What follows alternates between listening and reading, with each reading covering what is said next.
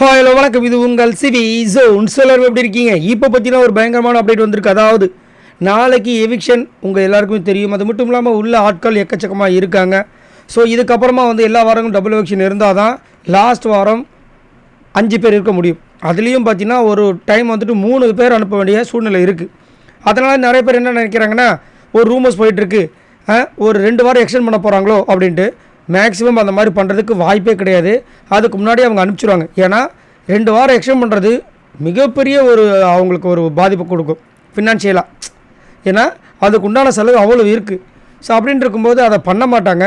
அதுக்குள்ளேயே எடுக்கிறதுக்கு வாய்ப்பு எக்கச்சக்கமாக இருக்குது. அதனால் நாளைக்கு சிங்கிள் எவிக்ஷனா டபுள் எவிக்ஷனான்னு கேட்டிங்கன்னா, நாளைக்கு சூப்பரான ஒரு அப்டேட் வந்திருக்கு.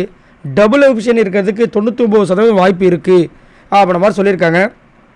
ஸோ அப்படின்னு பார்க்கும்போது லாஸ்ட்டாக அன்ஷிதா இருக்காங்க, ஜெஃப்ரி இருக்கார், அதுக்கு மேலே விஷால் இருக்காங்க, அதுக்கு மேலே பவித்ரா இருக்காங்க. இந்த 4 பேரில் தான் நாளைக்கு 2 பேர் போக போகிறாங்க. அதில் அதிகப்படியாக ஃபஸ்ட்டு கன்ஃபார்ம் லிஸ்ட்டில் அன்ஷிதா கன்ஃபார்ம்.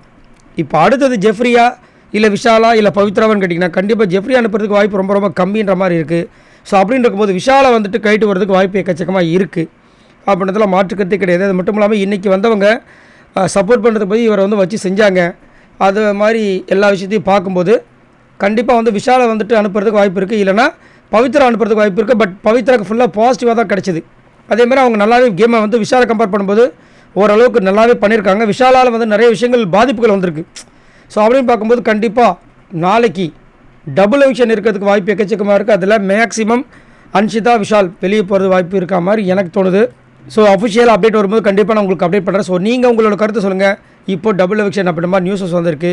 இதில் யார் போவாங்க நீங்கள் நினைக்கிறீங்க? மறக்காமல் கமெண்ட்ஸ் பண்ணுங்கள். பாய் நண்பர்களே, இந்த மாதிரி நிறைய அப்டேட்ஸ் உங்களுக்காக காத்துட்ருக்கு. மறக்காமல் நம்மளோட சேனலை சப்ஸ்கிரைப் பண்ணுங்கள். பாய்.